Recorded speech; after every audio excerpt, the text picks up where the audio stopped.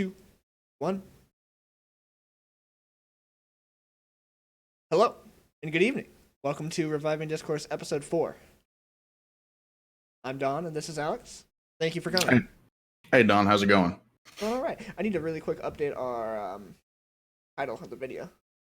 Oh, okay. How have you been over the past week? What's new with you? It's been pretty hectic. Been finding a new place, moving out of the old place, have a new baby. Everything's kind of flying around. I'm sitting in an empty apartment right now, or nearly. Everything's kind of scattered about, actually. I haven't done as much as that, but what about you? Everything's the same with me, really. I have a cat on my desk. Hold on. Uh-oh.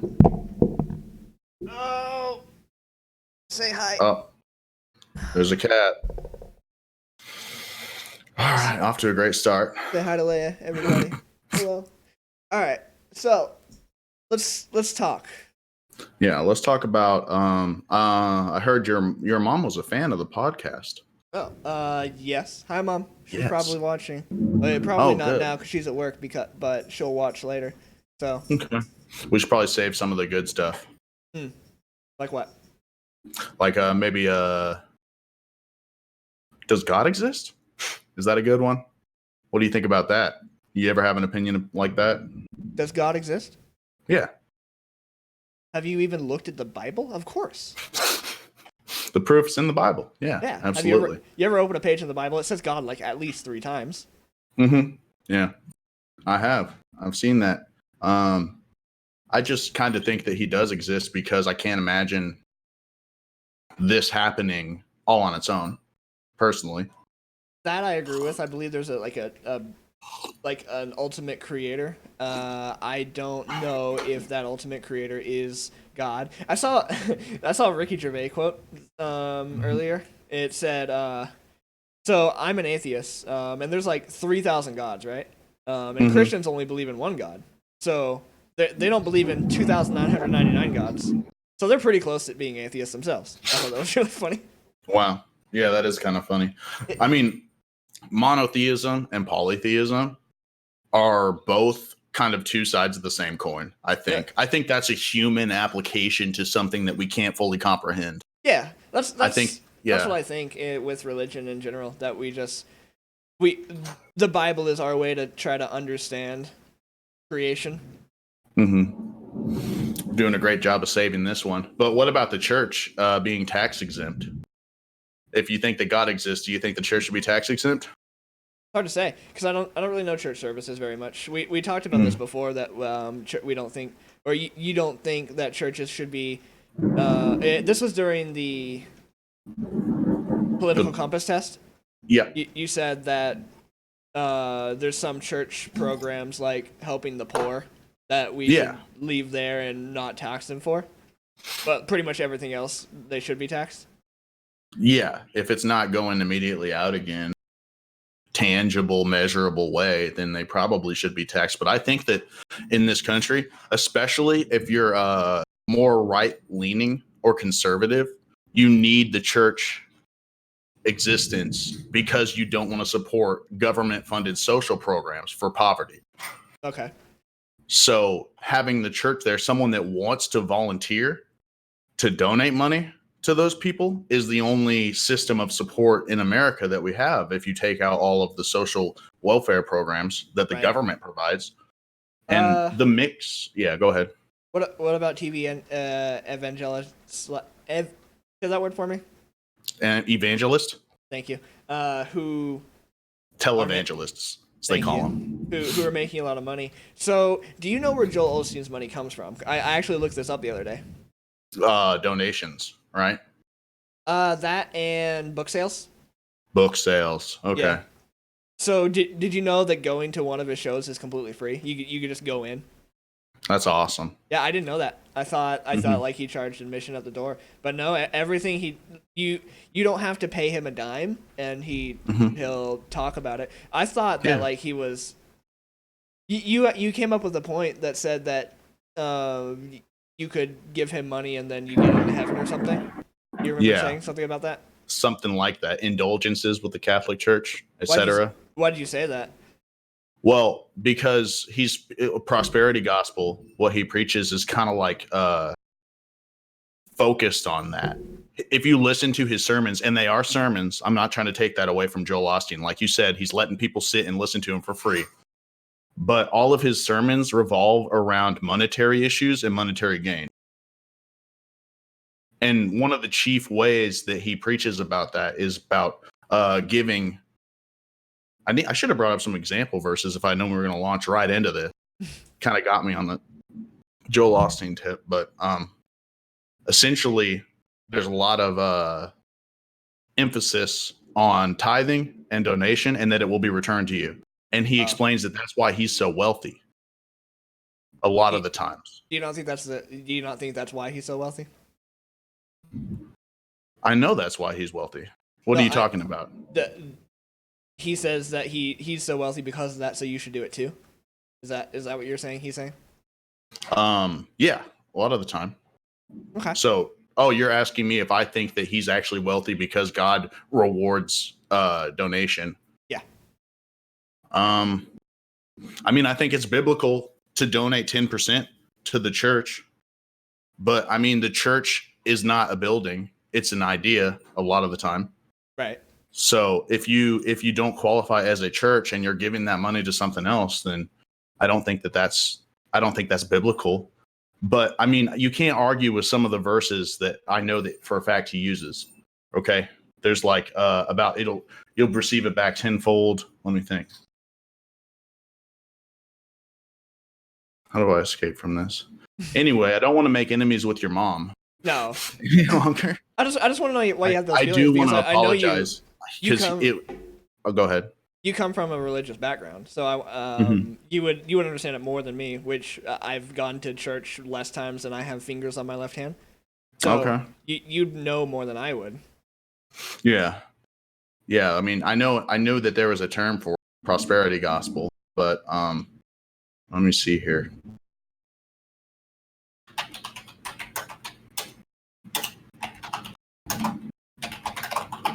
Jamie, pull that up. All right. So the first result, prosperity gospel Bible verses, shows 1 Timothy 6:9 through 11, I should say. Those who want to get rich fall into temptation and trap and into many foolish and harmful desires that plunge people into ruin and destruction. For the love of money is a root of all kinds of evil. Some people, eager for money, have wandered from the faith and pierced themselves with many griefs. But you, man of God, flee from all this and pursue righteousness, godliness, faith, love, endurance, and gentleness. By giving money and not hoarding wealth. Yeah, absolutely. So like clinging to wealth on earth is not godly. It's not God's will. So the Old Testament speaks a lot about material prosperity, but the New Testament emphasizes spiritual prosperity a lot more. Okay. Mm-hmm. Well, that's the most popular verse on there. Have you ever heard "Blessed are the meek, for they shall inherit the earth"? Yes. It's kind of like that. The last will be first and the first shall be last. So like the rewards that you're going to get from being not rich are going to be worthwhile in the end because you're doing God's will. But guess who doesn't follow that? The rich or Joel Osteen? Joel Osteen, yeah. He's quite wealthy. Does Joel Osteen have I think the argument with that though is is the shows that he does, he uses 100% of his own money that he's earned through book sales. Most of his wealth is from selling of his own book. Mm-hmm. Right? So it's hard to dog on him unless you are specifically talking about the things that he's preaching about. In what I've found, and I don't know, is he the only way to dog on him about it is if you think that he's going out of the Bible? Do you think he is? His interpretation of the Bible? Yeah. I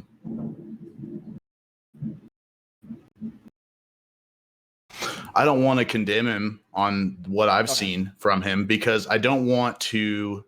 If he's turning, some people need that, right? Mm-hmm.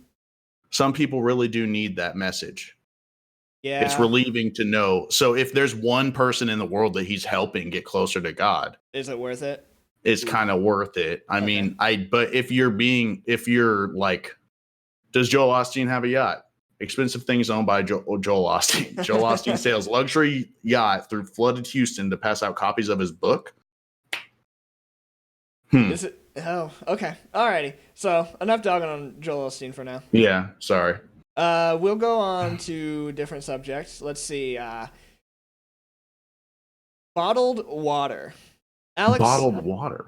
Alex, we should stop using disposable bottled water Why is that, Don? because it's bad for the environment and there's no good reason to have a bottle of water. What about recycling? I mean, can't you just recycle it? Sure. But what percentage of bottled water is recycled? The answer is less than 50%. Is there a better way to transport a large amount of water to an impoverished place that needs it than bottles? Large bottles. Large bottles. Okay, Yes. So not all bottles. So personal. What are your large bottles going to be made of? Glass. Specifically personal bottles of water should not exist anymore, Mm-hmm. as they are sold in 24 packs in grocery stores right now. Okay, and that's just because the damage that it does to the earth, Right. Like it never goes away, right? Exactly. It's kind of forever. Like you could, if you wrapped it around the Earth, it would go around like 100 times or something, right? That's not the correct number. It's more like 12. But there's so much plastic in the oceans right now because of specifically bottled water, and That's sad. I can't think of a. I personally, I buy gallons of water, right? Mm-hmm. Your medal's in the mail. Thanks. Okay. I'm not being an evangelicus here. I'm just saying that it's not hard. In fact, it's less expensive for me to do it that way and just like pour it in a glass. Like this glass is distilled water from a gallon jug made of food grade plastic that the same thing that milk cartons are made out of. Okay. Well, that's good. I mean, gallon milk jugs, I should say, not cartons. So I guess I don't know enough about the logistics of transporting large amounts. Speak up. You're cutting out. Oh, okay. Sorry. I don't think I know enough about my first initial argument that I said about transporting water to impoverished countries. So I don't know if that'll hold up. I'm going to try to think of another one here, though. I think recycling again. What about it? Can we just recycle them all? Why are they getting into the ocean? Who's dropping the ball? If you don't force people to recycle, then they're not going to recycle. Some people will, if it's easy or convenient. So would you? This would be an interesting question for you. Would you prefer laws that force people to recycle? No. So you'd rather ban an entire industry? Yes. Okay, so you shutting down that industry. What about all the people that work in bottled watering plants? That's all mechanized at this point. What about the people working in advertisement? What about the people, who advertise for Aquafina? Yeah. Let them burn. Let them burn. Gosh. I mean, you love industry and you love business and corporations. I know that about you. So you being able to take this stance is kind of a shocker to me. Well, I think that there's money in it. Don't you think money stimulates the economy? I think bottled water is a scam to begin with. They just pour it out of a tap and pour it into a piece of plastic and put it in a large amount of plastic. A wrapping. There's just so much plastic. It's all plastic. It's like almost as much plastic as water. Gonna get caught on a dolphin forever. A dolphin. Turtle. Yeah, I immediately agree with you. Actually, I think that'd be fine. Yeah, the plastic straws getting banned in New York and stuff. Oh, I think we need plastic straws. I think plastic straw bans are stupid. What? Yeah. Plastic straws are fine. But you just said that there's so much plastic. We need to stop it. Yeah. No, it's specifically plastic bottles of water. Getting it from point A to point B is something completely different. I want to be able to go easily, and I don't want to carry that around with me. This turned less noble by the minute. It's not about mobility. It's about logistics, right? So Yeah. you could have a gallon of water in your refrigerator, Hmm. and you could pour it into a glass at whenever you need to. If you want to take it on the go, there's reusable drinks holders that you can buy from Walmart for $2, right? And then you Yeah. use it for 100 bottles of water before it needs to be thrown away, or even washed and reused. But Yeah. for plastic straws, it's just a little tiny thing, right? That is. Unnecessary. You think so? It's I mean, actually I more know difficult to use than just drink. I don't use a straw personally, I don't use a straw personally either. but I don't know I don't anybody that uses straws anymore. I don't think straws are necessarily as bad as plastic bottled water. You do? I I don't know. I don't know the legit. Is that a Googleable question? Is plastic are plastic straws worse than bottles of water? Yeah. I doubt it.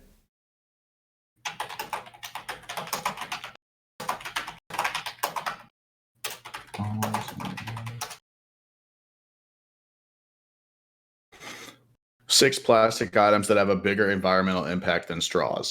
Yeah. Fishing gear. Ooh. Oh no. Wow, Plastic bags. you're Bottle destroying the cap. environment I know. I do lose a lot of lures. in fishing line. Holy crap! Balloons. Balloons. They're rubber, Yeah. right? Not plastic. Balloons may be a fun, festive addition to parties, but let's face it, they're totally on top of being a huge source of pollution. Balloons are great. What are you talking about? So if we get to pick and choose what we use, I guess we could budget. There should be like, I think some countries do this where they budget the amount like garbage that they can create. Yeah. So That's I think that's interesting. the answer. That would be a simple solution to that. Is slow it down at least, and then let it maybe dwindle down to zero once we figure out a new. Wouldn't that require the government to seize the means of production though? If like, well, not necessarily. Do you think that FDR seized the means of production when he made like the Food and Drug Administration law and stuff like that? Am I thinking of the right guy? I don't know. I don't know who created the FDA or who started the FDA. Do I think the FDA is like, ooh, Teddy Roosevelt. I'm sorry. That's who I like. I like Teddy Roosevelt's things. And he was a known right wing too, but he supported social programs. did you know that Democrats have tried to impeach all 6 of the most recent Republican candidates? I did not know Or that. Republican presidents, I should say. Yes. So I didn't know that either. But Name 5. name 5 Republican presidents. That were tried to get impeached. Both Bushes, Donald Trump. I don't know if Reagan is one of those. Tried to get him impeached. I bet Nixon. they're feeling pretty silly about that because now they see things that they actually want to impeach. You know, yeah. If I understand what they're saying, they're really pulling their hair out now. What? They thought George W. Bush was bad. They thought he was impeachable. He just had a speech problem. Mm-hmm. That's all anyone ever says about George Bush. And that he put us in the Middle East. Yeah. Did his dad put us in the Middle East first, and then he picked up the mantle? Do you remember? I don't remember. I was too young for Bush. Oh, well. I remember when George Bush won. Really? Yeah. I suddenly was a turncoat because I had been all my classmates in Lawrence, Kansas were supporting Al Gore. Right. And so as soon as he won, I was like, oh, yeah, I was a fan of him and tried to spin it that way. Oh, yeah. No. I was a very diabolical person as a younger person. Let's see. So what do you think about that? Does that mean that that's a common? Say that again? 1 out of 6. Do you think that it's a common strategy that they employ because it works? I don't think it works. Do you think it's going to work this time with Donald Trump? Do I think that impeaching him is going to work? Yeah. No. I think because it's so much more publicized with social media, I think Mm-hmm. that it has the opposite effect, and the people who were sitting on the fence are like, these people are crazy. Stop screeching at every single thing the president does. Mm-hmm. Yeah, they definitely need to stop forgetting about the things that they were mad about a week and a half ago, too. Mm-hmm. I think that they keep forgetting all of the different things that they have to be upset about, and they're overwhelmed, Mm-hmm. and it doesn't come off as very effective from my point of view. But do you think that Trump's foreign interaction with foreign countries might warrant impeachment? Whether or not it's going to be effective is a different question. But do You you think mean it with warrants it? Ukraine? Well, that one too. Originally, there was Russia. Remember the meddling in the 2016 election that Well, he may or may have not known about. how come we still don't have a straight answer on that? Well, because honestly, I'll tell you my opinion if you Mhm. want. I'm going to put a big old asterisk on this. Right. I think that the things, I think the way that it went down, I read a lot of the Mueller report, and most of the interactions are kind of confusing. If you look at how Trump interacts with Russian representatives, Mm-hmm. um, oh, it seems like he doesn't know that it's happening in a lot of ways, but he keeps showing up to these meetings. And then it's like it looks like they're meeting to discuss actually working together, and then it like fumbles or Uh huh. falls through, or suddenly they don't talk about it fully. Yeah. It's Okay. as if they're aware that it's going to be leaked or something. Um, have you seen the show 11-23-69 or 63 No, I haven't. about the Kennedy assassination? Oh no, no, I have not. Okay. Well, basically, there it turns out. Well, I don't know enough about that actually. That might only be in the series. But Well, my I have point played being, Call of Duty Black Ops. there you go. Perfect. We need more black cops, I think. Okay. Anyway. But yeah, I think he might be like if you can just impeach someone based on how it looks. Like you know how if you don't like you step down from a position because of how it looks, you don't necessarily have to get fired. Yes. It could if it was like that and Trump was that kind of person, I think it might have happened already, but I think he's just going to keep fighting. And I think Yeah. that if you tried to impeach him, I'd be afraid to try to impeach him because what if he says, "Yeah, I'm just going to stay here. Just going to do another 8 years." You know, After being you can't impeached. do it good. After being impeached, yeah. What are they going to do? Carry him out? The old man's probably got hands. He could probably fight pretty well. And he's got security around too. I think so. Impeachment doesn't mean removal from office, right? That's like a separate proceeding. If he got impeached, it would go to the vice. Which Yeah. do we want Mike Pence? Who? I'm sorry. But the vice president, Mike Pence. Speak up. I can't hear you. It sounds like you said Mike Pence. Am I saying this wrong? Is it Mike not Pence? Pence? Oh no, I've just never heard of that person. What? He faded from the spotlight so easily. You remember Marco Rubio? I remember the Gosh. name. All the people that are involved with a lot of this stuff that we forget about. Stormy Daniels' lawyer. Oh yeah. What was that guy's name? Can't remember. Yeah. Hey, you remember? That's so funny. You remember Beto? Beto? Nuh-uh. That's the thing. Like political conversation. Once the people who are in the spotlight, they're in there for a week, and then you forget about them. Hey, can I refresh my screen real quick? I'm trying to see the chat. Pull it up, Jamie.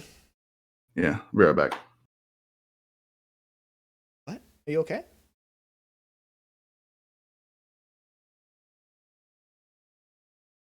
Gone. Sorry about He's that. back. Yeah, I wanted to be able to see that. See, pull that up, Jamie. Jamie, pull that up. It's Nikki Vista. Yes, this is so cool. All right. Sorry about So that. let's keep the ball rolling. I don't think that whether or not his actions warrant impeachment, I don't think it's going to be effective because of the way that they're going about it. Right. I don't think, he's ever going to be impeached. Democrats are so self-destructive, and it's really embarrassing a lot of the time. Keep talking. Hold on. I need to think. Yeah, take your time. When I say self-destructive, what I'm talking about is like, for example, the situation with Bernie Sanders, where they chose Hillary Clinton over Bernie Sanders. I think that was a self-destructive decision because Hillary was not nearly as popular as Bernie Sanders was for a short period of time. Of course, the news covered it differently, but I think that there was a larger movement than the Democrats wanted to let on because they had their own ideas about who should be elected. And I think that was their folly. And I think that's why they got defeated by Trump. And I think that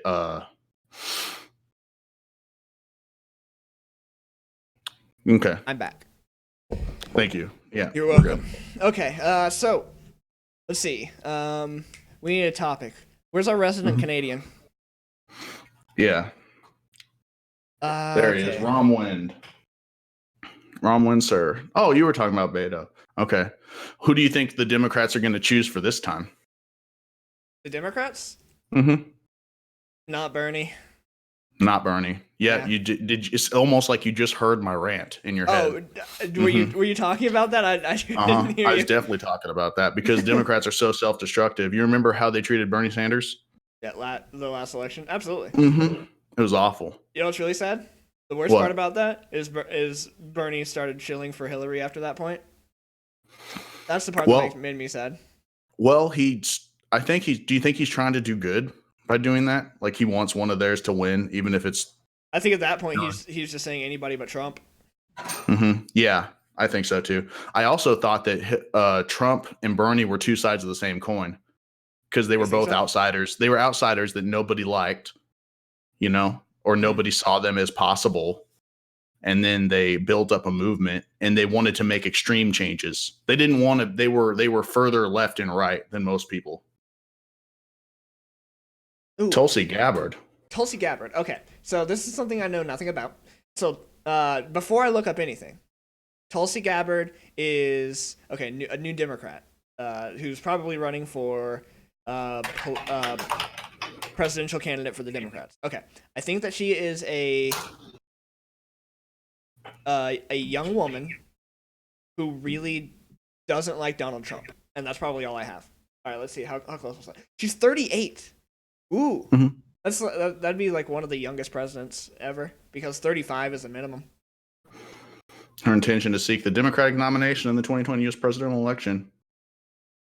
Female combat veteran. Ooh, I like that. Medicare for all, $15 minimum. Ooh, gross. Equal rights for all. Okay, cool. Medicare for all? You don't like that? No, we've talked about this. I know. The Democrats are saying that she's a Russian agent. The Democrats are saying she's a Russian agent? That's what Romwin says. Of course they are. You know what they say about... You remember Bernie Sanders? Or not Bernie Sanders. I'm so sorry. Yeah, you remember that guy? He was definitely a Russian agent. Joe Biden. They're tanking Joe Biden, too. You remember that weird run that Democratic news outlets had where they were saying that he was kind of creepy to women around him? Oh, yeah, I remember Joe that. Biden, and that just Joe. faded away. Yeah, it just faded away because it was ridiculous. Everyone that said he was only doing it to women and that was their justification for thinking that his touchy-feeliness was creepy. There's tons. There's like pictures on Google Images of Biden like smooching Obama on the face with his lips. Is that true? I think he's just like that. I legitimately do. And after all the Democrats started hating him and trying to tank him, just like they tried to do to Bernie, I started kind of liking him. But now I don't know what to think. Because I don't want another, what do you call it? A shill? I just don't like Democratic policies in the last 20 years. Mm-hmm. So I can't like the Democrats. I just can't. Their policies are just so bad. I mean, are they bad or are they leftist? Our government, it's all because they want more government spending. Every single one of them wants to spend more money when we're spending way too much anyway. Do you think so? Yeah, 100%. Our national deficit is insane. Want to spend more? Yes, I think they want to cut. I think a lot of them want to cut spending. They all want higher minimum wage. They all want Medicare. They all want subsidies. Every single one of them has some crazy high amount of like money to go into mostly the poor from the government, which is crazy. Yeah. We don't helping have the the poor. money to give them.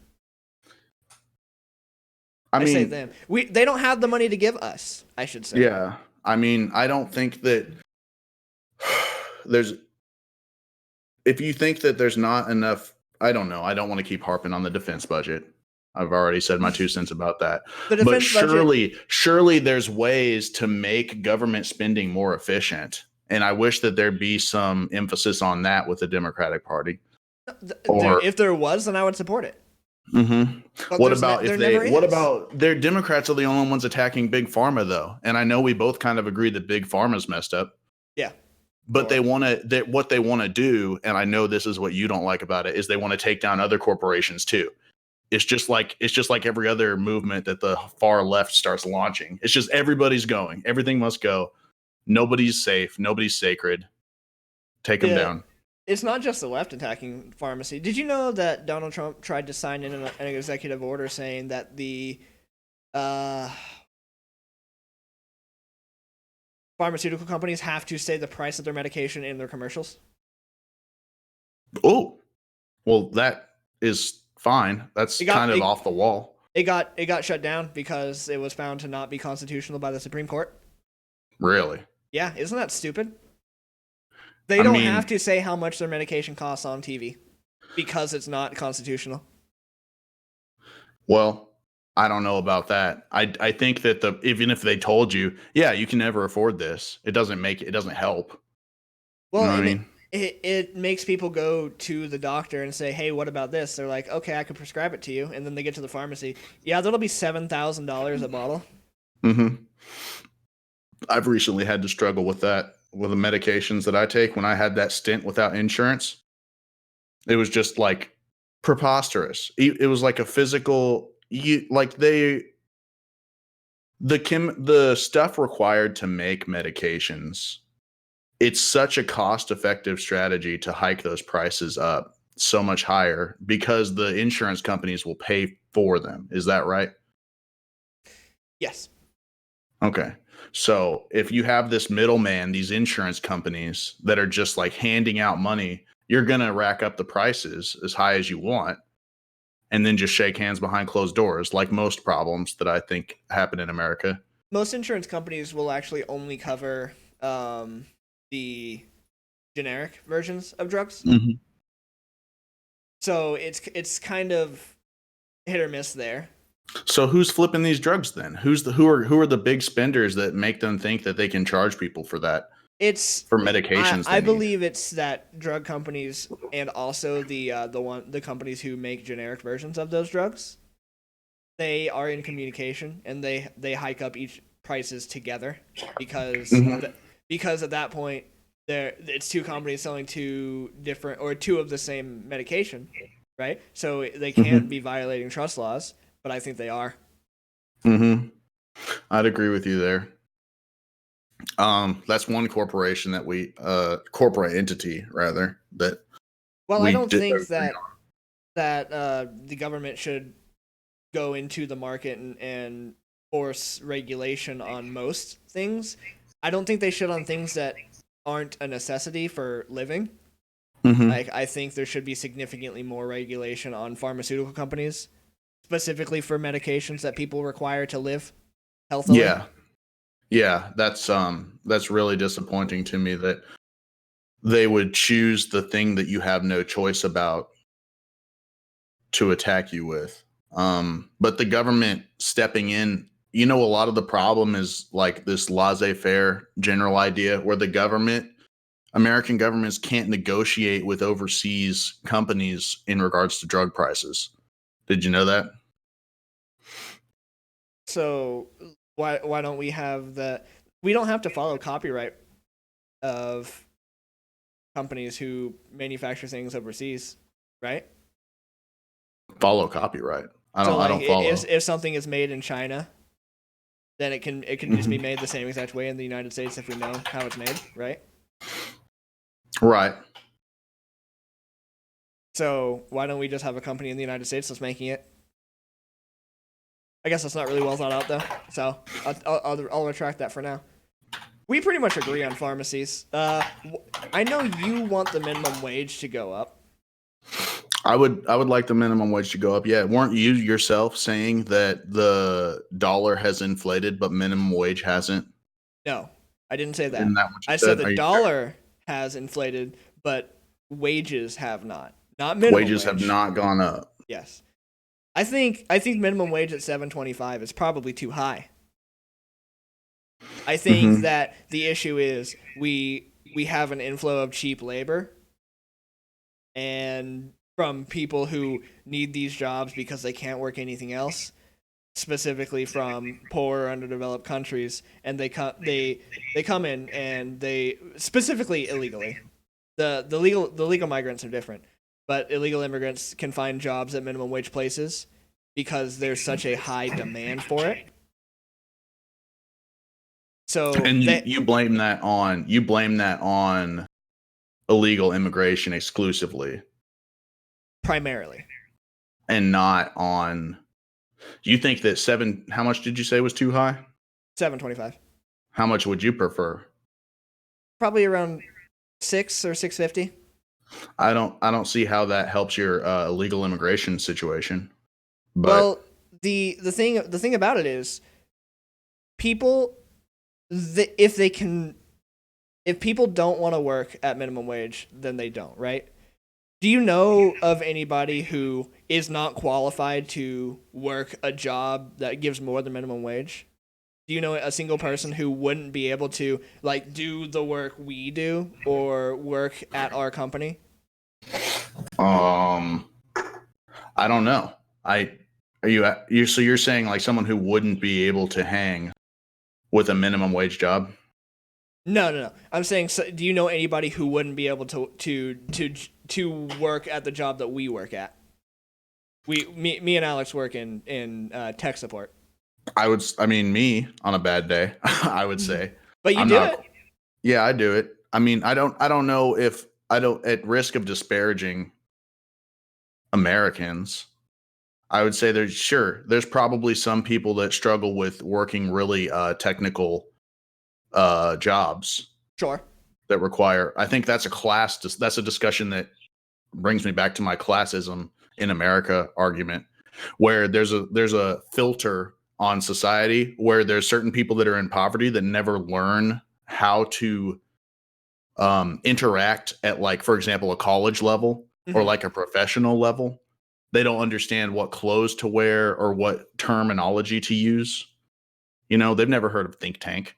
Sure. And if you saw one of those people in like our environment where we work, you would go, "Oh, okay, so this person is not on the same level as us." But that's just because of the class system in America, the hidden class system, I think, that's designed to keep people down and only let certain people succeed. I think that the I think that from birth, everybody has the capability to succeed. Hmm. It's it's hard to walk up to somebody and who's working at, like, let's say McDonald's or Walmart or any other minimum wage job, which Walmart isn't that low anymore. Walmart's like their low is $11 now. I like that. I like when companies take initiative. For example, Walgreens refuses to sell cigarettes to people under 21, regardless of what federal law says. Oh, that's interesting. So they make their own Yeah. sensor. So the company's taking a moral stance on things. I really like that because I don't want to. In a perfect world, you wouldn't need any government interference because all of the people would be good and want to help their neighbors and such, right? I want to go to that in just a minute. What I was saying is that it's hard to go to a place where minimum wage is what they're getting paid for and ask them why they're there and what they're doing and try like get an example or understand. But with companies doing moral things like you were saying, I think that a company doesn't care about anything besides their bottom line. More times, I'd say 99% of all decisions they make are for their bottom line. Is that acceptable? I mean, yeah. My It's dad the other night said corporations are people. So if you knew a person that only cared about the bottom line, like a ruthless pragmatist, mhm. for example, would you say that that's acceptable behavior culturally? I think that whether or not it's accepted, it should be understood that a company doesn't care about you. Why I don't like if you Who were like hurt you? that.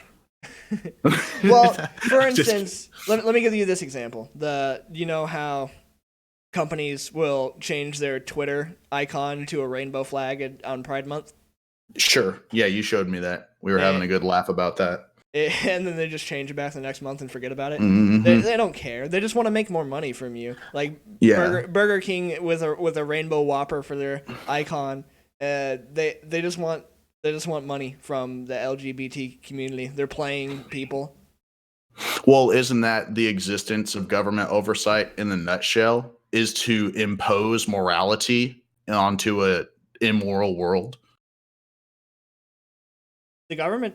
You think the government has something to do with it? Yeah, absolutely. Government influence or government like interference in big business, like, hey, you can't monopolize. Hey, you can't pay people nothing. You can't also, you can't do a lot of different things. The fact that minimum wage laws exist at all, that's all government oversight, right? The FDA saying that you can't have certain amounts of toxins in the meat that you sell to people, because if all you cared about was the bottom line, you wouldn't care how many people were being hurt That's fair. by the Okay. products you sell. Yeah, I think that's why some government oversight and regulations are super important. Hmm. Specifically Like my man because Teddy Roosevelt. if there Oh my were no God. government regulations, then all that business would do is just completely annihilate the world and the people.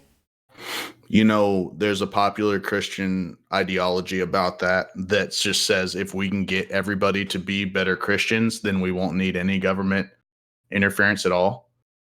And that like the interaction between church and state is that way.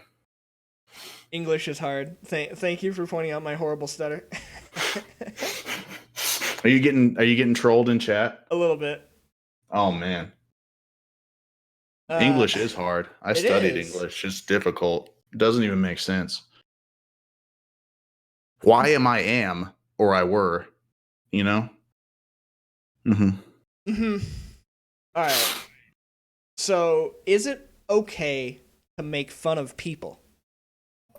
Is it okay to make fun of people? Yeah. In what context? Any. No. It's never okay to make In fun of any somebody. no, in any context I disagree. Okay. There's some context where making fun of people is inappropriate. It. Sure. How about what if you had a mask on and nobody knew it was you making fun of them? I would Let's say point out that like virtue is what you do when nobody knows who you are. Like if nobody's watching, are you just gonna if you can get away with it, is it moral? No, I would disagree there too. that's the thing. How many things do we do or not do because we'll be held accountable for it? Oh, you mean like the nature of morality? Like if you do the right thing. That's what I always wondered about that in regards to religion. Like, um, if you're only being a good religious person in order to get into heaven, or is that actually being a good person? It's it's kind of hard to say because so people aren't defined by how they think; they're defined by what they do, right? I, If I think that it's okay to do something horrible, but I never act on it or even share it with other people, right? mm, Then am I a good person? Probably not in here, but outward, sure. yeah, your actions define you. We're all just a collage of actions over Right. the course of a timeline. I think that if you have a actually biblically, you would be even better of a person. Because you're Like the not acting yeah, on your because urges. you're sacrificing more. Yeah, that You know what so I mean? They work even harder. So how? But that's a weird argument. I don't like using that because that is often the church's answer to like homosexuality and why it's wrong.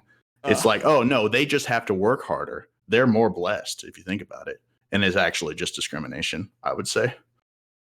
Karma. so now, is it okay to make fun of people? Yes, karma. That's. Is it okay to make fun of people in, like, let's say I wanted to make fun of you because you wear your shirts funny, like a white person. Yeah, I do.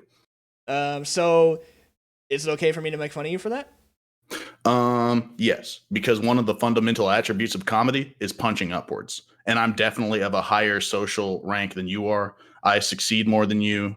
I have the best time. I'm a great person. So you are punching upward if you make fun of me. You're like a jester amongst the kings. That's why it's funny. It's because you get to take somebody down a little bit. Are you gonna pretend like I didn't notice that you insulted me like 7 times right there? Well, that was a joke on a joke Yeah, because I I get was it. I showing you get how it. funny it is to anyway. So is it? So if you're making fun of something to point out like problems with the Mhm. situation, like South Park's a popular one. I think South Park does a good job about it. It's a Oh little yeah, vulgar, I love South but Park. if it wasn't as vulgar, it would be great because it just perfectly describes all those different situations with comedy, which is middle. It should be nonpartisan. Is it okay to make fun of your friends when they know Is that it okay? you're just poking fun of them, but you don't mean to be mean about it? Yeah, it's actually a show of intimacy to make fun of your friends because you're indicating like you know them. So you point out their habits that they have and you make a joke about it in jest. It's actually you couldn't do that with a stranger, you Right. know? So what if you did the same things with a stranger? What if you did the same things with a stranger? Then you probably So you're just being mean at that point? yeah, you don't know them. For you to walk up, make a snap assumption and voice it in an attempt to be funny. Oh, sorry, I'm zoomed in. So that's my question then. On is it okay to make fun of people? Is it okay to make fun of people who are famous on the internet? Not necessarily they're famous for being rich or being popular, just because like who is the teenager who is very vocal? Her name's Greta, I think. Do you know who I'm I don't talking know. about? No. Ooh, hold on, I'll get back to that. Wouldn't make fun of you if I didn't love you. Quote. Yes. Yeah, that's I what I believe was that someone should be able to make fun of whatever they'd want. However, I don't see fun in punching downwards, and hence it's more mature to keep your mouth shut. Mhm. Greta Thunberg. Thunberg. Okay. Greta So, Thunberg. pe- Explain Greta Thunberg to me like I'm an infant because well, I haven't heard that. she is a social activist who is very, very, very vocal about government action in climate control in the Oh UK yeah. and the EU. Oh yeah. She's kind of a pistol, isn't she? Yeah, She was telling Congress off. yeah. Okay. The people on the opposite side of her make fun of her like any other political uh, uh I want to say opponent, but she's not really running for office, but you know what I'm saying. So she's being made fun of and she has a mental disability, right? So that's an easy thing to target for people who are like making cartoons or making comments. Great. So is that okay? Because she's saying something that's against people's views, is it okay to make fun of her? No. She's not big. She's not whoever you think is trying to pull the wool over your eyes with global warming, right? She's not just a pawn of some entity People that think she exists in the is. world. People think that this kid is a pawn. Yeah, She's people. probably, if you had to guess if she was a pawn or just a scared kid, which would you guess? I don't.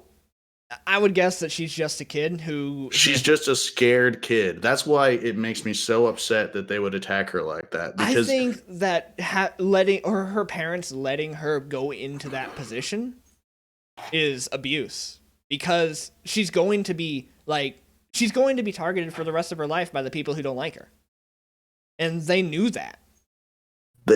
they probably didn't. They probably thought they were doing a noble thing.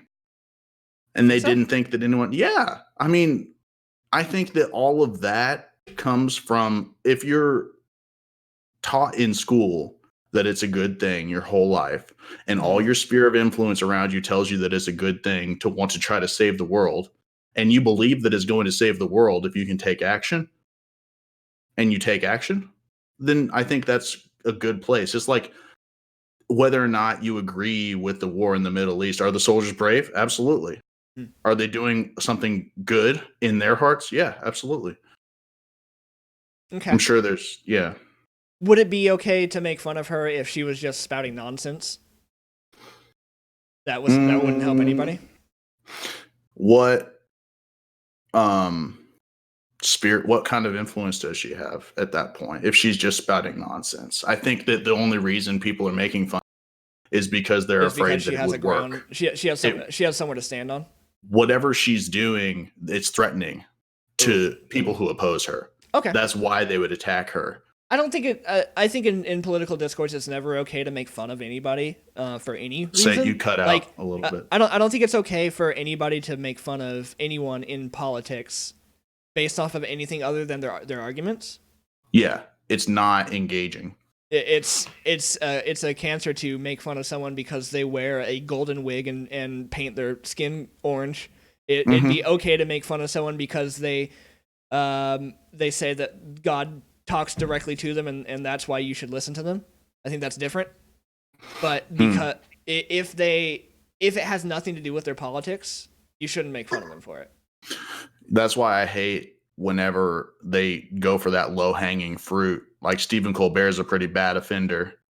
He'll just make fun of Rudy Giuliani's face. He has a running joke on every episode where he puts up a picture of a person before he even talks about what the issue is. And then they just laugh and then at it. Says like, Senator and such in a wig eating cat food, and then says their name like that. And it makes me really upset. I know that you need the numbers and that there's a certain group of people that don't actually care about the issues. They just want something emotional to like drive them. But like we mentioned before, but it's because it's easy to consume. Like, I think it starts in school, elementary school. Everybody's made fun of for something. And so it becomes relatable all the time. It's you grow up with it. You go to school with this for 10 plus years. And so it stays with you through adulthood. So you understand if people are laughing at someone, they're clearly doing something wrong. That's a flimsy. You don't think so? Oh no, what happened? I lost visual. Okay, I'm back. Sorry. You don't think so? So you're saying that because we've all experienced being made fun of, as soon as it's turned around on someone else, we're like, that speaks to me. Sort Is that what you're saying? It's more that if, okay, let's say at school you're on the playground and someone's made fun of because of that they're wearing 3 coats in 90-degree weather and everybody's laughing at them. So you're gonna think to yourself for the rest of your life, oh, I'd be stupid to wear 3 coats, which it is. Or how about they're a boy and they're wearing pink. We'll go with that. Oh, you're talking about a learned conglomeration of what is acceptable. Yes. It's like a tool for society to help weed out the bad stuff. Yes. That's awesome, actually. That's actually genetics, and we can't fight with that, which is unfortunate in a lot of lights. I don't want to say that's awesome. I take it back. Because I think that the same, like, if you see someone, like, picking their nose, you know that feeling that you have? Oh, yeah. Like, ew. Or it's kind of, if you see someone picking their nose, that would be something you would make fun of. Because it's not socially acceptable, because as a culture, we know that that's a way to spread germs easily, and germs are bad, right? Right. So that's like that's a genetic, like almost compulsory reaction to a lot of different things that disgust, like that disgust emotion, the disgust reaction. I also think that comes into play with like other genetic leftovers that aren't helping anyone, like sexism and racism. You know what I mean? I agree. Like, it's a very early hominid reaction to see someone who's different than you and to make snap decisions and judgments about who they are and then Absolutely. lump all those people together. I had to force myself to, if ever I had a knee-jerk reaction like that, I had to make myself think, why do I feel this way? And I have to come to a reasonable resolution. And I'm going to be that way with children who I take care of, right? I'm going to make them think, why do you feel that way? It's really important. It's a skill that I learned in therapy with anger too. Like if you sit down and think about why you're angry, a lot of times you just realize you're going in a circle. Right. And it's nothing. It's just a chemical reaction in your brain that's making you see things different. Like your logic changes. That's also an evolutionary leftover, I think, that exists, is like that rage response to like. Yeah.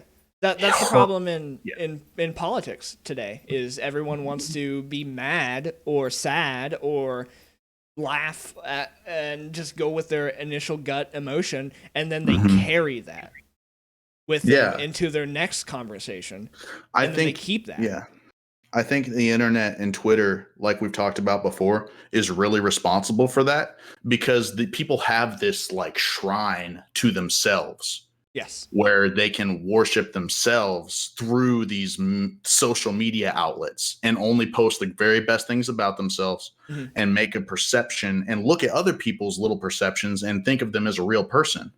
So if you have really that much, good to get some recognition from strangers on the internet. Absolutely. You get some chemicals going, you get endorphins in your brain if people click the like button a certain amount of times. How much better would this podcast be for our brains if we just sat there yelling rhetoric and propaganda, like, oh yeah, just inflammatory, purposefully disruptive things. Like, I don't want to say any, I guess, you know what? I think it's safe to say not Rush Limbaugh. I would say not Rush Limbaugh, but I would say Alex Jones might be one of those. Just yelling at Alex Jones, or so like how Alex Jones is yelling all the time about people. Exactly. That's so much easier. That's so much easier than sitting down and thinking like, okay, let's step into their shoes now and look at it for a while, and then step back over here and look at it for a while. That's really hard, and that actually takes time and energy. And you can't do that on Twitter. You can't do that on. You can't even do that on Reddit, where there's actual comment threads.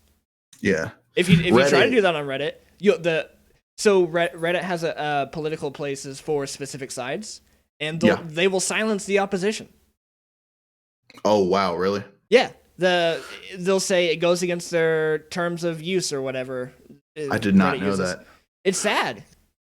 It's really sad. I know that Reddit, to some people, is the last bastion of civilized discourse on the internet. But I think that they have had for a long time a high and mightiness that I also associate with Twitter.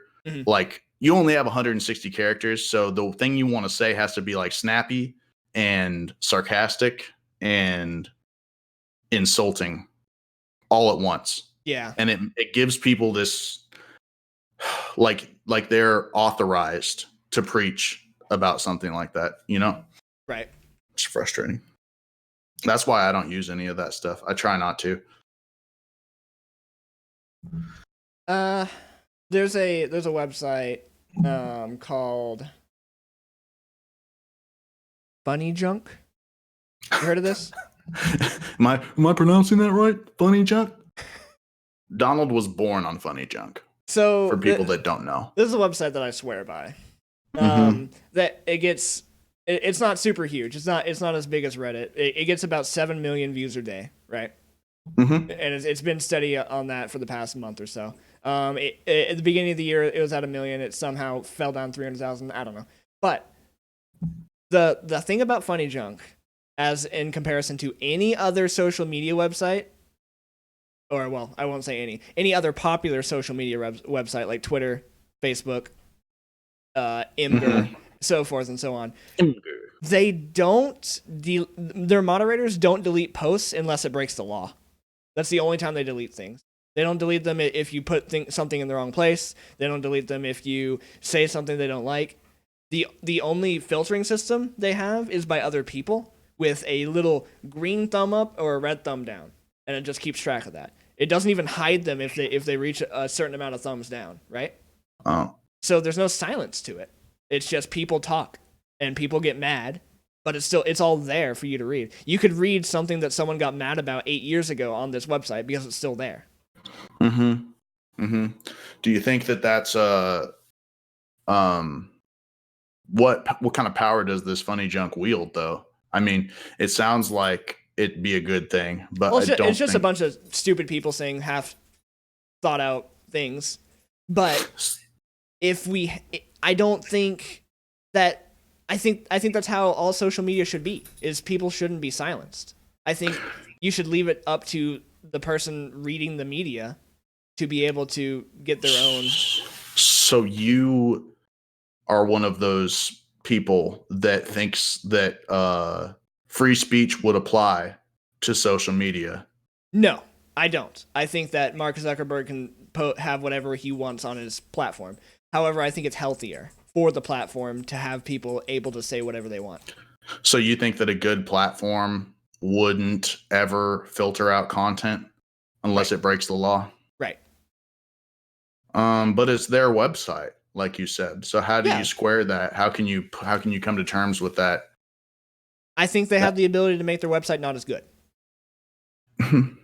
They have the right to make their website worse by filtering out certain things. And I think it's worse for society to do that, though. I think so too. I mean, there's things that are unnecessarily inflammatory and that don't move the conversation forward. That my knee-jerk reaction is to want to filter that kind of stuff because it's not helpful.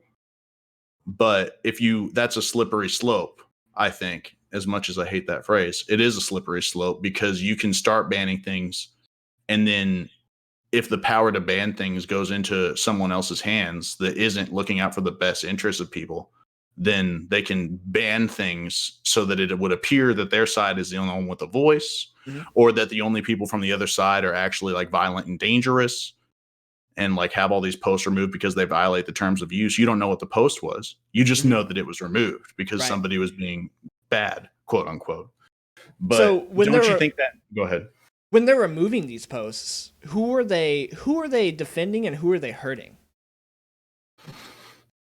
They're users, and they're hurting. I guess they would be hurting an agenda, right? Maybe. Would you agree with that? What motivation do they have to hurt that agenda? Money, I assume. Whenever something weird is happening, like, say, for example, you look out the window and a tree is moving and it's not a windy day. Okay. You know something's in that tree, right? Sure. So whenever there's something in politics or in our sociological landscape that looks weird and you don't understand why, it's probably just money changing hands. That's my allegory. Yeah, absolutely. I think money is a huge invisible hand that moves a lot of stuff. That goes back to corporations only care about bottom line. Exactly. And I wish that if corporations were people, that wouldn't be allowed. But corporations want to be treated like people. So, like you think corporations should be held socially accountable for their actions too? Yeah, absolutely. Don't you? I'm going to keep going back to Burger King, which I have nothing against. So if Burger King starts saying that we support censorship, or no, how about they don't say that? No, what are you if Burger King says or Burger King says we don't like people who itch their noses, so you can't come here anymore. You think they should be held responsible socially? Like, you think people should have hey, that's not right. I'm not going to go to Burger King anymore, and we hate you. Like, oh no, I thought you were talking about like government intervention into socially, as in like. So you think that people should be able to boycott? Then yes. Well, not exactly. Like, do you think that people should have a reaction to?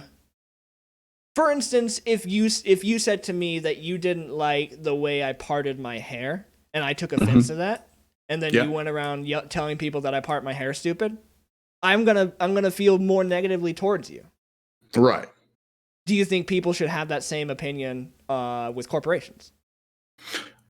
Should they? Yes. But do they? No. No. I think that those people that were mad at Chick-fil-A are eating Chick-fil-A today, for sure. I think I have people are mad at Walmart and go there every day or every week. I don't think they should. I always separate corporations with. I just want to buy their product. I don't want to see Wendy's post on Twitter, and make me laugh. Right. I just want to go and get their 4 for $4 for, which includes a sandwich, a small fry, and 4-piece chicken nuggets, and a small drink for only $4. Please sponsor me, Wendy's. Well, that'd be simple and easy, but is that morally justifiable standpoint? You just don't want to see how what do all the cop shows say? You just don't want to see how the fudge is made. I'm Tom Selleck. You want to see how the sausage gets made? What are you talking about? Everybody wants results. Nobody wants to see how the sausage gets made. I'm Tom Selleck. You ever seen that show, Blue Bloods? Mm-mm. Well, that's a recurring theme of that show, is that there's stuff going on behind the scenes that everyone just wants results. If you're results oriented, you get your sandwich and you give them the money and you're happy. Right. But if you are only happy because you aren't looking behind the curtain, then is that true happiness? Is that Well, I think it's different if the sandwich is made by killing small Indonesian children versus did the CEO say that he doesn't like minorities. I think there's a huge difference there. So the CEO of the company not liking a specific person doesn't affect the way the sandwich is made. However, if the sandwich is made by hurting people, different. I think isn't it hurting people to discriminate against them? Well, if that's the CEO's opinion and he doesn't bring that into the company, sure, not really. Right? Oh, I see what you're saying. So you're saying that, like, the Chick-fil-A guy, he says, I don't hate homosexuals, but I can't agree with their lifestyle. That is enough to hang him on, according to certain people. You're saying that's not the case. Right. People should be able to have their own opinion and not affect their sales. Exactly. Get out of here. It's never going to happen. I know. And I think it's sad. I don't think you are your product in a lot of ways. Is that true though? If you look at corporations want to be entities. They want that power.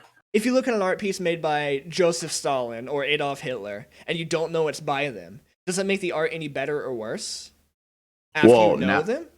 Now you're talking about I'm going extremes here. Yeah, this is philosophical now. The whole conversation is philosophical. Is art, yeah, but you're talking about, you're getting dangerously close to going on my side of things about absolute truth in the universe. Like, there's good and there's bad. Like, is this art objectively good despite who made it? Can you separate the creator from the artwork? Yes, you should be able to. In college, they made us do that a lot. Like, you have to look at the book from an author, from the standpoint of who the author is, like a biographical, excuse me. Or you had to look at it only in terms of the text itself, just what's written in the text, and you can't look at anything else. Or you can look at it from like a sociological standpoint, like this is a metaphor for that and such. So that is a popular idea to be able to do that in theory, but in practice, I think that purposefully, what if you are giving power to a person that could be abusing, and the only way that you know that he's abused by his personal standpoints that he says, like, that's the only giveaway. Could you give me an example? I can't. Could you make up an example? Yeah, I can make up an example. So this guy says, personally, I don't sell guns to black people, right? Okay. Just because that's my business. That's not allowed, right? Right. But what if he says, yeah, I just don't really like black people, but I'll sell them guns. And you keep going to him. And then he decides one day that the monies that he's made are going to go towards oppressing a certain group of people or something. Oh, okay. I don't know. That's really out there. No, I see what you're saying. Ooh, we got a Jake quote. Sfda.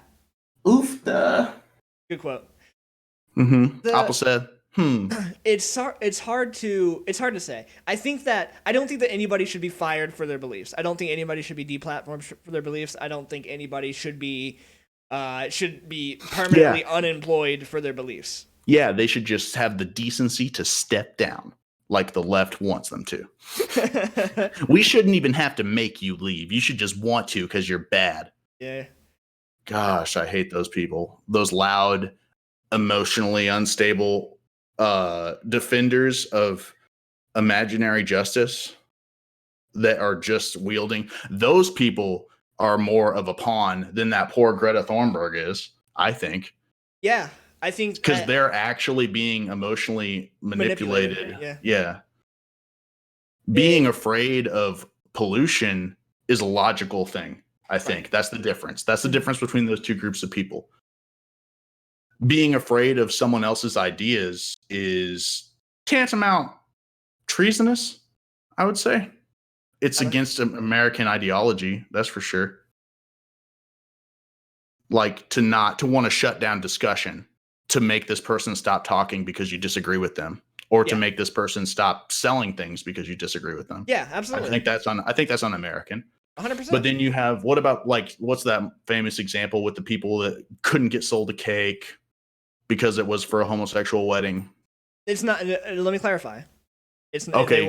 They weren't not sold it, or they said I won't make this cake that you're asking for me to. I'll make you a different cake, but I'm not making this one. Yeah, but that's kind of splitting hairs. They were able to finally find, after from what I understand, searching for quite some time to find someone that would discriminate against them. Right. I'm trying to get past that. Yeah. See, what are you doing right now? You're looking at the source of the information, the person. I'm reviving Discourse. So how can you say that I can't look at the person who owns the corporation that I buy from and judge them based on that? Well, so here's the difference. There's a key difference that makes this whole argument invalid. He wasn't saying that he's not selling it to you because you're gay. He's saying that he's not doing this service because if I do it, it's against my religion. That's what he was saying. He offered to sell them a product. He said he wouldn't do this custom project for them with his own hands because it's against his beliefs.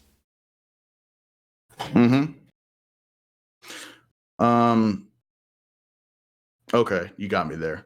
For instance, if there was a gun manufacturer who sold a rainbow colored gun, and I didn't want to sell that rainbow colored gun to anybody, period, then I had the right to do that.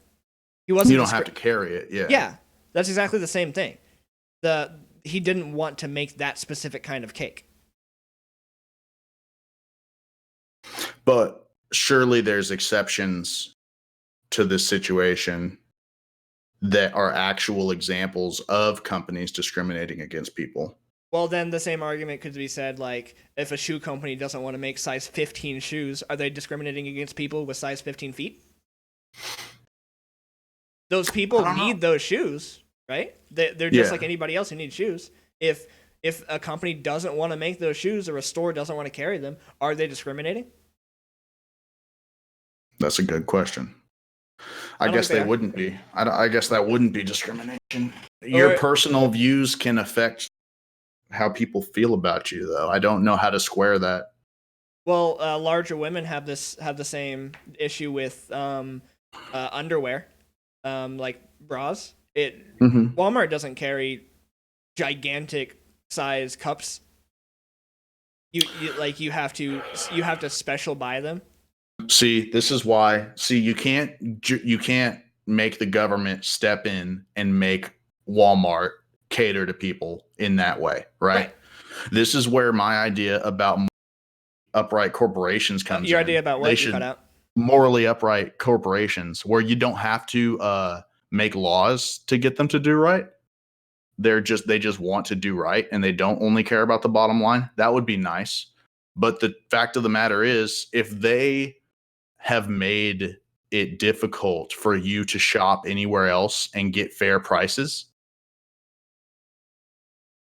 and you have to shop at Walmart because of Walmart's actions, and then they don't sell you things, then they've become more than just a corporation at that point. They become like an entity. That's late stage capitalism. Exactly. Really far to the capitalist side. What if they're the only way that you can get products is through Walmart, which I think is true a lot. Specialty companies might be too expensive for people poverty stricken, you know? Can there be a company that's too big to not cater to everyone? Like banks can be too big to fail. Can Walmart be too big to have its rights like that? I don't think we're even close to that yet, because there's so many smaller convenience stores or even grocery stores. Like, we have how many grocery stores in our small town? We have we have Homeland, we have Walmart, we have, if you want to add dollar chains to it, we have Family Dollar, Dollar General, and Dollar Tree, which you can go there and get all your most of your groceries. You have what else? The family or Food Pyramid. Yeah, Food Pyramid's expensive though. Homeland's pretty expensive too. Walmart's cheaper than all of them, but they're like those two are locally owned, so they're going to cost more, right? Cost more? Cost more to the consumer. Yeah, that's but that's not really, I don't think that can be fair though, because what was I just thinking when you were saying that? Big corporations. That means, yeah, go ahead. Big corporations exist for a reason, because they're able to find cheaper prices. They're able to find better sources which make more money or a higher quality product, and or so they're on cheating. and so forth. Or they're cheating by burning down rainforests and getting cheap lumber. Yeah, that would be a bad one, I think. So let's talk about Starbucks. Why is Starbucks a big corporation instead of mom and pop's coffee shop down the road? Because they make a good cup of coffee, because they have systems in place to bring in product to their stores so that they can make them. They have routes for trucks to take. They've got all these things thought out, whereas the mom and pop store just goes to Walmart and buys the grounds and then sells them in a cup every morning. But that means that the person that has the most money gets to discriminate in a larger way. Like, say, for example, it's a small mom and pop bakery that says, yeah, I won't make you that cake. It goes against my religion. Right. But if it's a huge corporation doing that, the range that they have to influence people is so much more broad than the little mom and pop store that maybe they should be held to a different standard. Could that be? Because if the chances of them interacting with a person that would be offended or feel discriminated against, well, that's only feeling discriminated against, though. And I don't want to use that as an argument this episode, an emotional argument. So never mind. I don't think we need to hold corporations to a specific standard, morally, specifically. I think people should understand that corporations are not people. Corporations don't care about you. Even if you work for a corporation, they don't care about you. You are supplying them a product, your time and labor, and they are giving you currency and maybe some benefits as well. But that's it. Don't say, if I work 10 hours of overtime a week, the company will recognize that and I'll be rewarded. No, they'll give you a little bit of extra money. That's it. Mm-hmm. It's a really bleak outlook, but that's the truth. Well, is it though? Is that absolutely the truth? 100%. Or is there some companies? Is there exceptions? Is there even exceptions that prove the rule? Unless it's a smaller company and you have a direct contact with the owner of the company, yes, 100%. Oh, so if there's a human element in place where you actually make contact with the people that you're screwing over, right? Exactly. Then that's how I feel about communism. That's why I think communism doesn't work, is because you don't have to see the poor people. Mhm. You know what I mean? If communism was only through 10 people in a small little village, and there's only 10 of us, Then it'd and the poverty, the group of people that are in poverty is one guy named Phil, then you aren't going to say, hey, he's just taking that to buy sneakers, you know? Right. You aren't going to say he's just stealing the money, he's just lazy and sits on his butt. You're going to say, oh, that's Phil. Bless his heart. You know? I would say small scale communism would work. If you look at any like post apocalyptic survival show, the doctor isn't getting more food than the person who is sewing up clothes, right? Exactly. They're all getting the same amount, and that it's communism is the start of small society. Then once you get bigger, it doesn't work because people will take advantage of it because there's no love, you guys. because you don't love your neighbor. You don't love your president. You don't love the person who lives 3 states over. Yeah, I mean, I think that is I had a really good point about that. In the nuclear family, communism works. I know that for sure because in my family it works. I make a lot more money than my son, and I make sure that he gets enough food just like I do. It's not a question of how much he makes and how much does he deserve or how hard he's working. It's just a matter of me loving him and wanting him to have enough. Sure. So I would always sacrifice some of mine. Yeah. Well, that's the thing is we would all be dependent on each other. Oh, I see. Which makes all the Republicans go, it's very scary. Any ideology can be applied to a small circle and work. Is that true? To a small scale and work? Is that true? What about fascism? If you got one guy leading 5 guys and hey, everyone else besides this group of us 5 is like, we can do whatever. It's fine. Would that work? I'm actually curious. I'm really asking. Because that would be wild to discuss the logistics of small scale fascism. I don't think capitalism would work on a small scale. Yeah. I don't think anybody, because you would just go, oh, dang it, here, just take this banana peel or whatever. You'd give them something because you'd feel bad, which I think speaks to capitalism as a whole.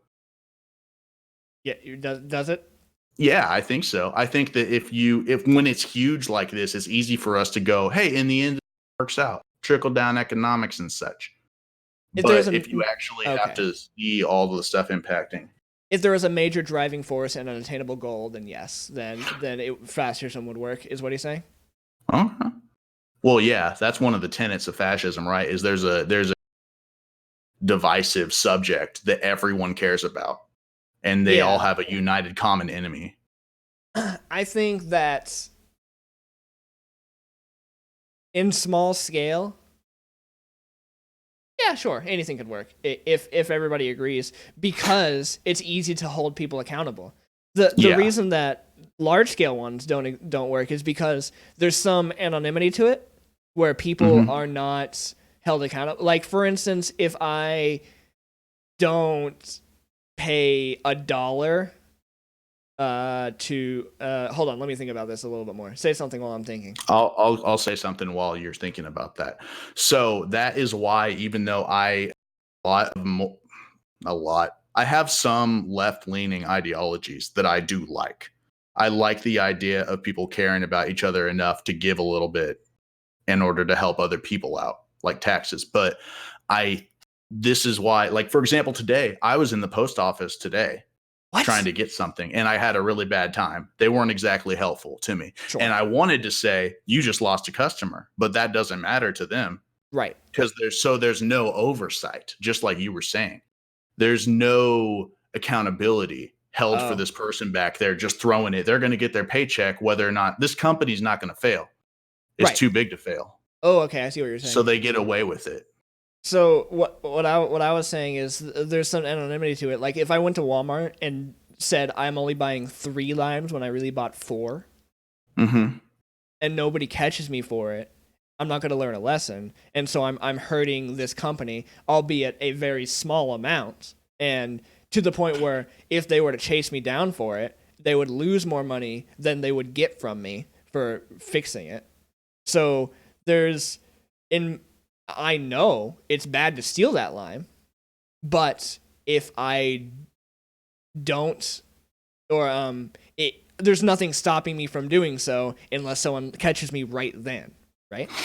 I don't want to go for low hanging fruit and say that Walmart probably stole that lime in the first place. So we don't have to discuss that. I see what you're saying though.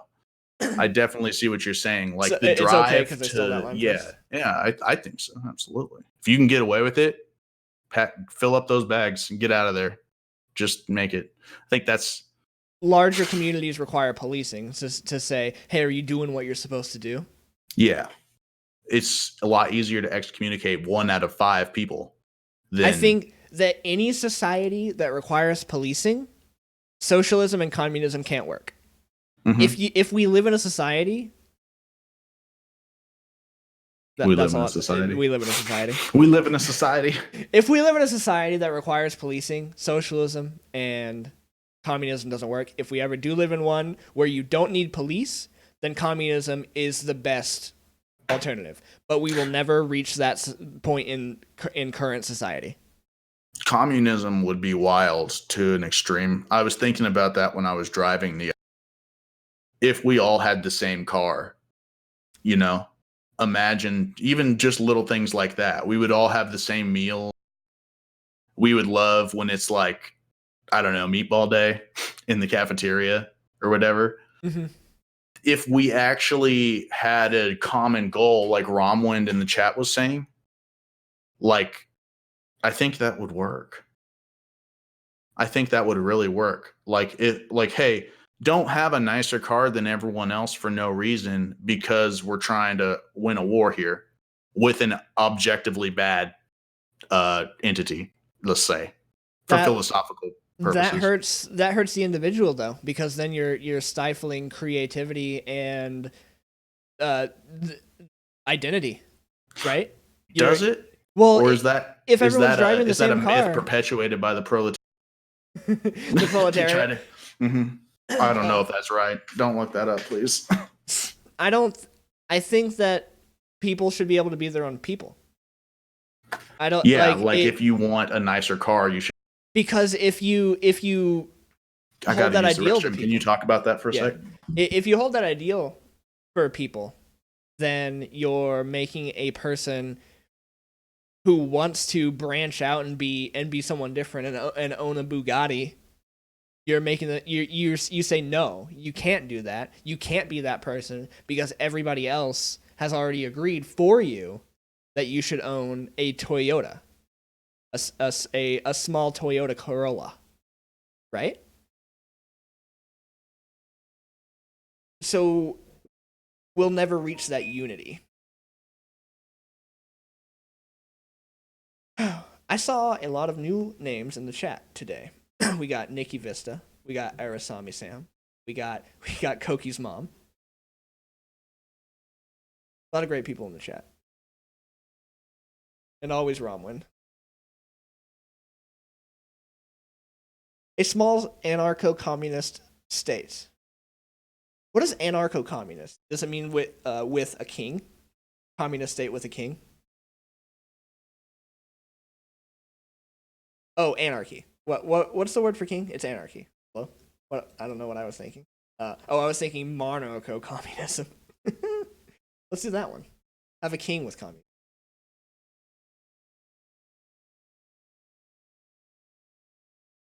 Communism without government. It would just require people to agree. And the later generations to also agree with their predecessors, which we can't do on a large scale. Large scale government is kind of a hard bane because the United States has 300,000 people or 300 million people. So trying to make a system that works with all of those people just isn't feasible. Ever. Because everybody has their own individual viewpoints and wants and needs. You'll never come to a agreement with all 300,000 with 300 million of those people over anything. If you ask them what air do they breathe, someone's going to say something different. If you ask them what color they think the sky is, someone's going to say something different.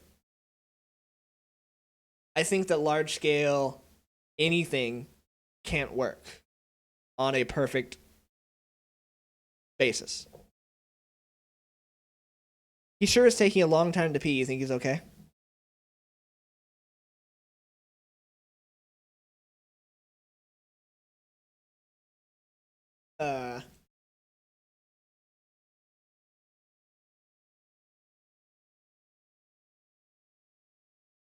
He's back.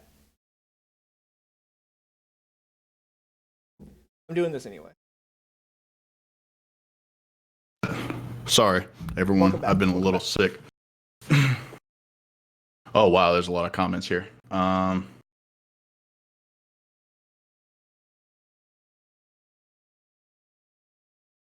Communism without government.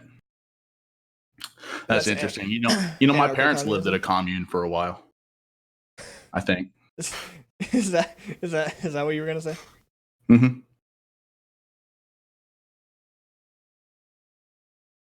So while you were gone, Yeah. I was just about to replace your camera because of how long you were gone for. Oh yeah, sorry. No, it's fine. I had already gotten about a third of the way into doing it, so I'm gonna finish doing it real quick. There we go. Sure. Okay, here we go. Right here. So Send me the back. Yeah. All right. There we now go. I am the banana. Little. Oh, okay. We talk politics here. Mm-hmm. So, I don't like where this is going. What? Politics? Yeah. You should allow me to talk on the podcast sometime. Could we have Romwind on Do you want to talk now? for a very special I'll episode? bring you in. You don't think I will? You can be a disembodied voice. Put the banana up in the middle. We'll both look at it. Ooh. Here. Okay. We could just. Do you have any specifics that you want to bring up, or should we just interview? I would love to hear from an actual Canadian about socialized medicine. Okay. I need to turn you off for a second while I bring him in, because we don't have a producer, so it's kind of hard. So Heard. let's really quick add you to the chat. Add.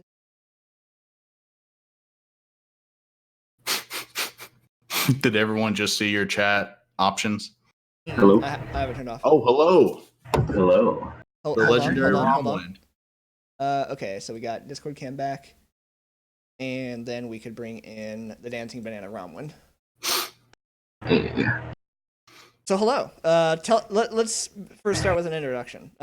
Tell me your name, occupation, and birthday. My name is Rumlin. I work at a McDonald's. Oh. I was born 17 years ago. Happy birthday. Thank you. Congratulations. Happy birthday. Okay. 17. That's wise. My birthday is in Wise. 5 months. Okay. But thank you. So you are what they call a Canadian, am I right? Yes, sir. So, Yes, sir, I am. and I understand that you're very engaged in both Canadian and American politics. Yeah. Somewhat. You could say that.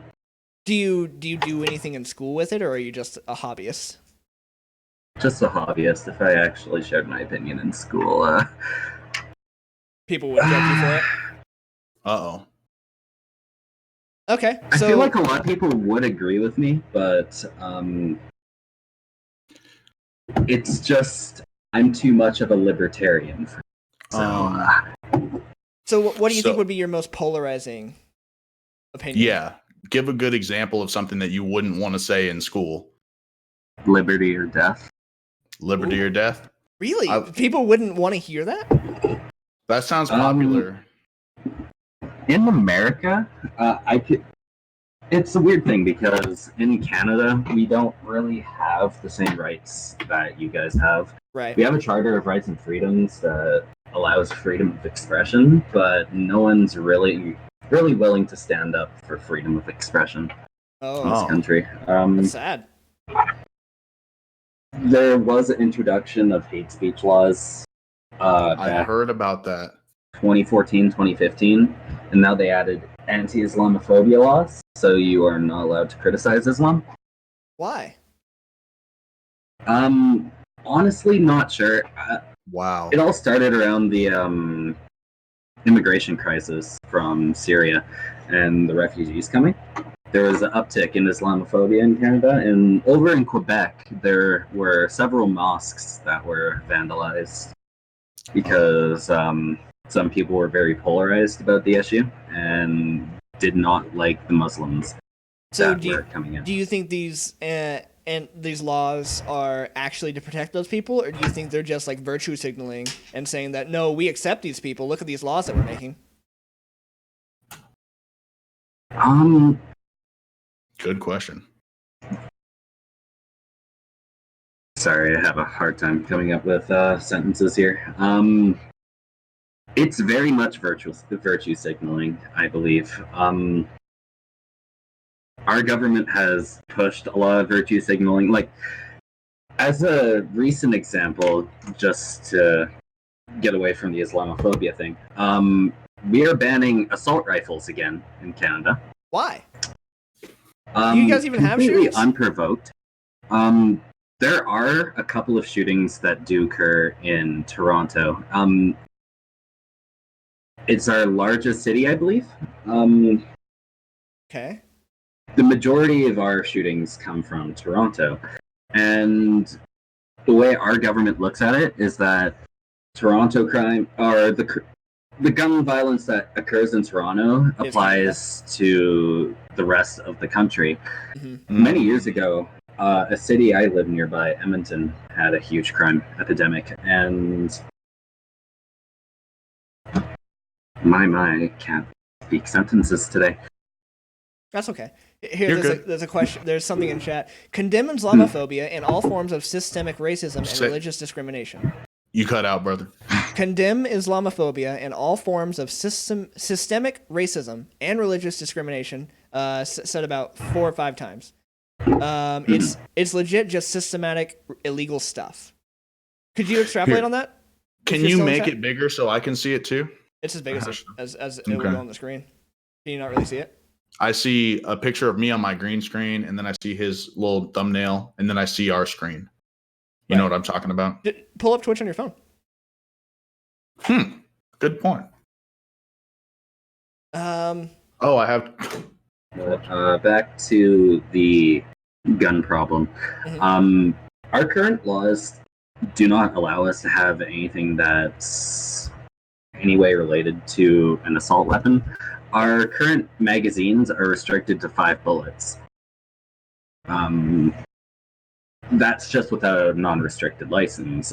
With a restricted license, which requires a more in-depth class, you're able to own handguns or anything, or a gun under, what was it, like 20 inches?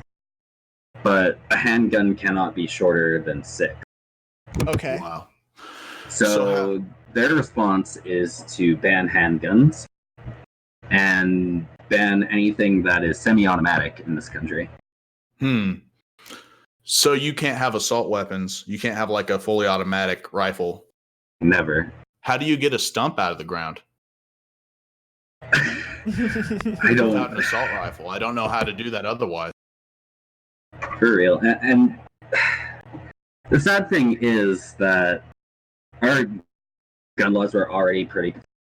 They didn't work against illegal firearms owners regardless. And now that we're doing sweeping bans across the country, we're doing a mandatory buyback program with the Trudeau government. That's Americans' greatest fear. Oh yeah. Which feels like property theft, and I fully believe it is property theft by the government. I personally wouldn't give it up. It's like it's just like that. It's like eminent domain, except for instead of land, it's your gun. Mm-hmm. It doesn't make any sense. if it starts with your guns, then at what point is the government going to say, well, we're going to buy back your other property from you, like land. We're going to buy back your land without any sort of trial or proceedings. Mm-hmm. No.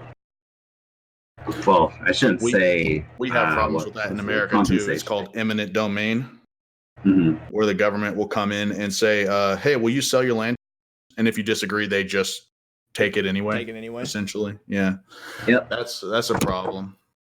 And whether the government has a right to do that with something, if they feel like lives are at risk, could be a good debate. I mean, if it's actually dangerous, like for example, I don't know.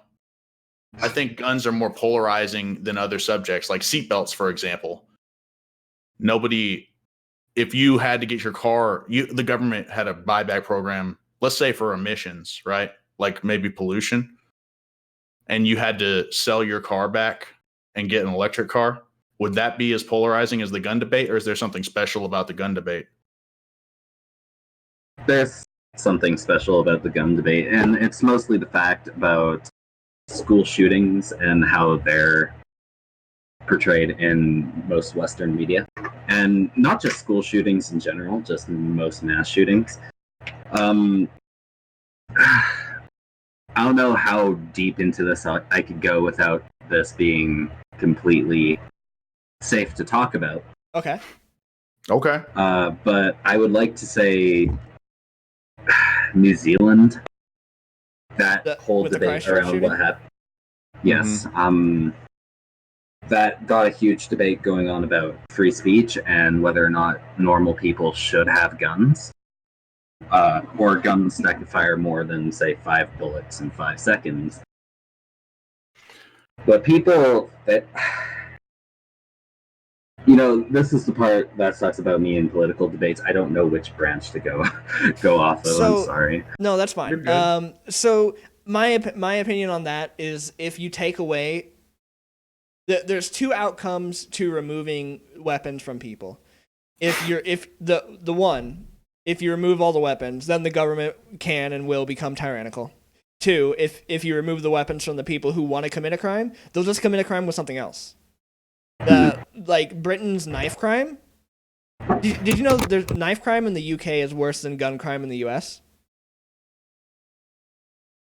There's more stabbings in the UK per capita than there are shootings in the United States. Well, I think that I have a counter argument to that. If I just to be the devil's advocate here, I think that in Britain they had gas ranges to cook on. Okay. And this is just an example. This is an allegory. Suicide rates were really high at a certain point.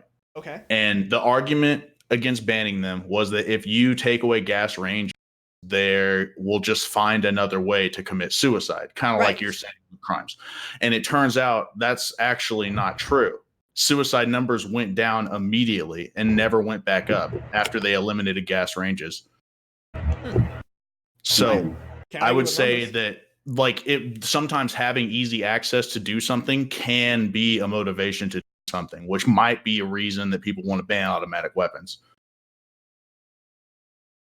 I think you have to be in a specific. If you had a button that was just suicide, that's a little.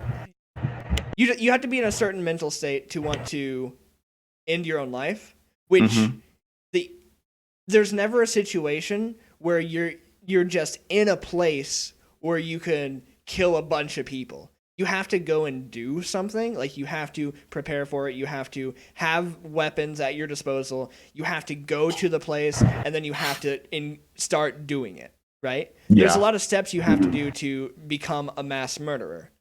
To just commit suicide, maybe you just walk a different step on a cliff. Yeah. There's no way to do that with a lot of people unless, let's say, you're like an airplane pilot or something like that. Sure. Okay. It's about mental state, I think. So I don't think removing fully automatic weapons is the same thing as removing gas ranges, because if you just turn on the gas range and then go lay down. Yeah. Right. That argument, though, I guess I could say that the ease of access. I'm not sure. What do you think, Romlin? What do you think about that? The way I'm looking at this, from someone who thinks everyone should have the right to own property like a firearm, whatever you choose to do with your gun that doesn't involve hurting other people is your choice. It does sound cold-hearted to say that if people want to take their lives with a gun, then there's not much stopping them from that point. They already have their property. Property. I wholeheartedly believe that people should seek help in the event that those thoughts enter. Everyone has those thoughts. Yeah. And I feel like people should be more educated about firearms in that way. Mm-hmm. And that they shouldn't be a tool specifically for killing, even though it is a tool designed for killing. It's very hard to... You know what? I'm going to take back about 30 seconds of what I just said. Okay. People should be educated that it is a tool for killing. There is no other point to have... or. I understand what you're saying. Well, like, people use weapons like that as a... diversion, or what's it called? Like, they try to point it at someone to stop a shooting from happening, right? Yeah. Like, drop your gun, and if you're pointing your gun at someone, they train you. Yeah, a deterrent. Thank you. If you're pointing, they train police officers that way. Actually, no, they don't. They train Army. They have a policy like that in the U.S. Army, where they don't escalate. Like, they aren't the first person to raise their guns in the Army. But police don't have that, because I've seen police pull guns on people and just to make them put their hands up. Right. So I think, I don't know. Well, I think that what is being said is that this is a weapon that is used for killing. It's because other people have weapons that are used for killing. So now you're on an even playing field and you can kill each other. So it's the same thing as like the nuclear question. Everybody has nukes, so nobody's going to be nuked. If everybody has guns, and if you can get shot for pulling out your gun, then you're not going to pull out your gun, or you're going to be less likely to. So that kind of is a self-defeating argument, though, because part of the nuclear situation that has worked so well is that we have made laws that limit the amount of nuclear weapons you can make, and we have made laws about not having anti-ballistic missiles, which are missiles designed to take out nukes. Mm-hmm. So they have limited. That would be like the argument, maybe if you only have 5 bullets in the gun, when something goes catastrophically wrong, it's less catastrophically wrong. That's the general idea with nuclear weapons. Have you ever played a game, a shooter game, where you only have 5 bullets in your mag, or in your you only have 5 rounds every time you need to reload? Mm-hmm. And you miss all 5 shots, and you just have to reload, right? So you're at a disadvantage of the person who taped 3 pieces of plastic and put a string on it, so now they could just shoot 100 rounds, right? Sure. Your keyboard is deafening, man. Oh, I am so sorry about that. Go ahead. Because one of the most popular guns in Canada, it's the AR-15 of Canada, the SKS, Norinco SKS. Okay. It's designed to hold roughly 10 rounds, and under Canadian law, you're only allowed to have 5. You're not even allowed to use firearms for personal defense in most cases. That's up to a judge. Wow. You're not allowed to even use a knife in personal defense. What are you supposed to do?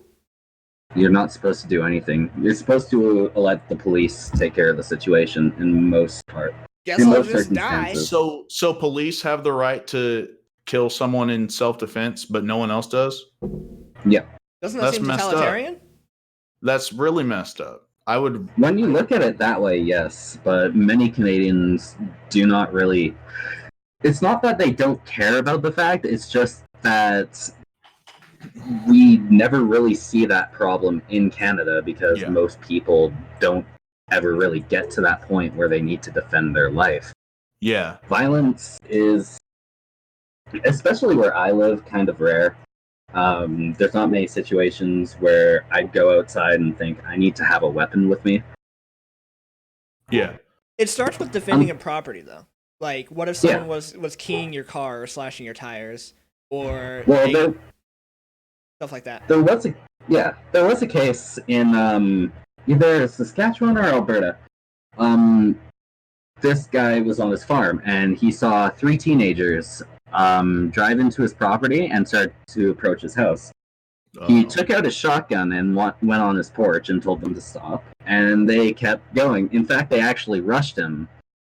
So in response, he shot one of the teenagers and shot the other one while they were running.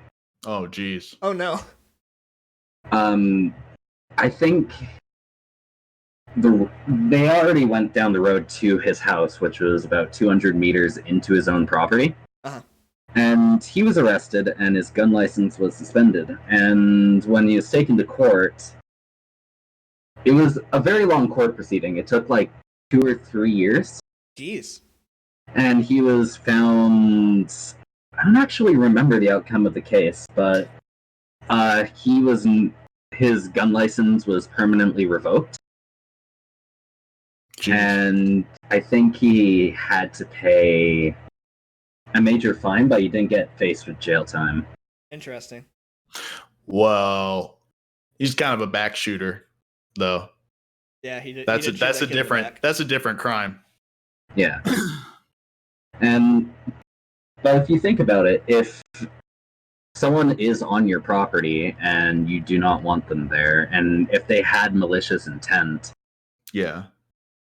then it's very hard to judge that in a very high-paced environment. We only had seconds to judge that. Yeah, he It was. could have been plainly obvious flight. that they didn't have guns, but it could have been possible. Yeah. And Which many is- people make the same argument with police officers as well. And it's an entire rabbit hole to go down when it's in defense of private property and your rights, what steps you should take. As Canadians, we do not. Most Canadians would say you didn't need to shoot at all, even if they're rushing you. Ever. You Wow. should have just went inside your house and locked the door Oh, and called the police. But the That's- police, it was a rural area. The police are many minutes It'd take away. him, what, at least half an hour? Yeah, even more. yeah. There's that. That's kind of a teaching in America too, a little bit, is that you're supposed to just disengage and not do that. But when you said that it's not very common to have those situations that pop up, like self-defense shootings in Canada. It's actually also not as common in America as the news media makes it look. There's almost this fantasy in America's ideology about stopping a home invader by shooting them. There was I one think recent. Did you hear about the recent one? No. An 8 months pregnant woman picked up an AR-15 and bat people while they were pistol whipping her husband. Really? Yeah, she's being like hailed by right media as a hero. Oh, great. Yeah, she is a hero. I mean, She is, for sure.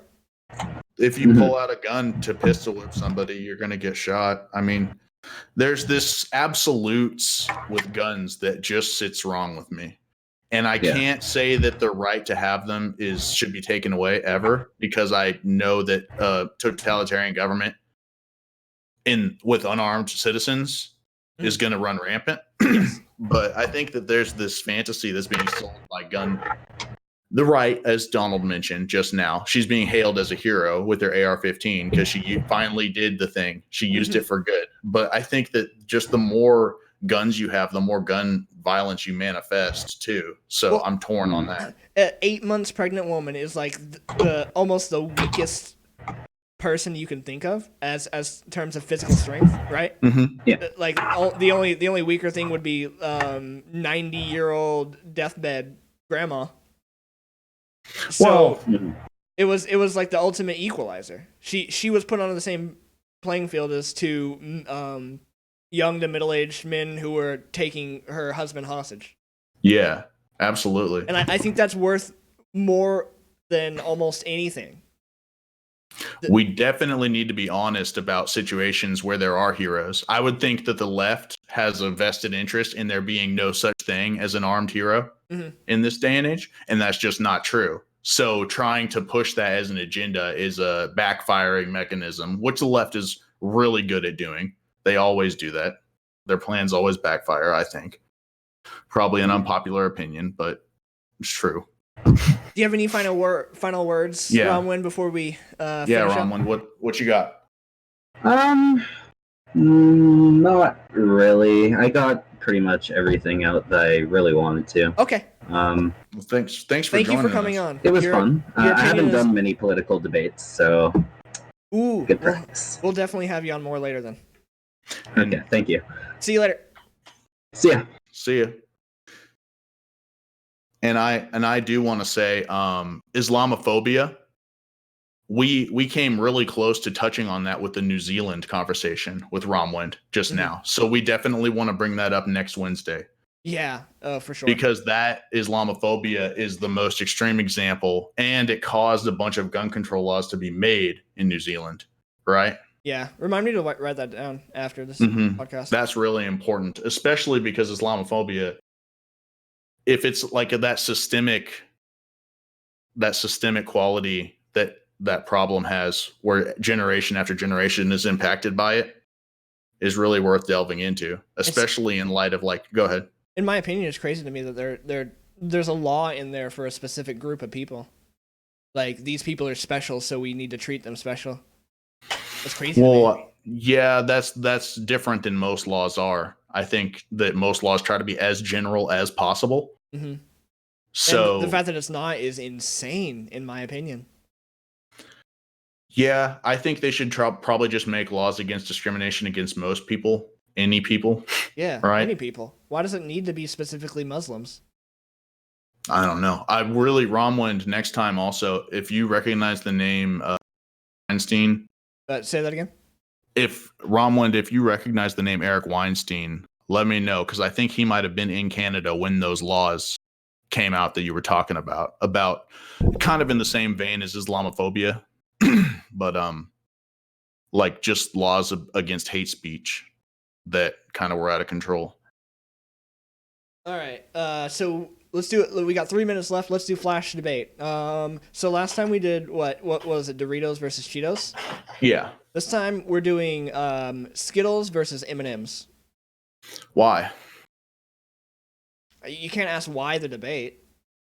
No, I mean, why are you patronizing our audience with such an obvious answer? Skittles pale in comparison to the almighty Eminem. Hello? He's one of the best hip hop rappers of all time. Okay.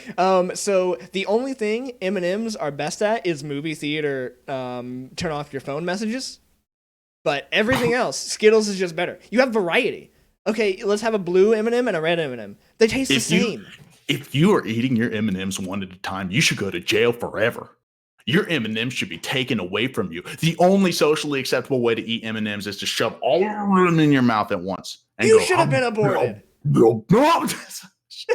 We almost made the whole episode without just. Oh my gosh! Nope, Did I it's not not happening. specify that we need to?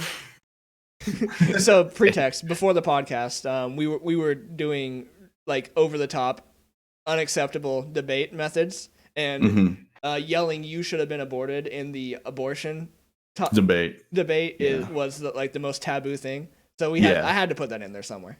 Yeah, that we is know a Skittles common. are better though. If you try to talk about that online in any capacity, the third comment is always going to be a personal attack.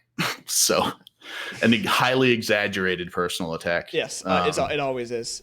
Just like how if you don't think Skittles are better than M&Ms, you should probably just go away. Skittles. Who are you working for?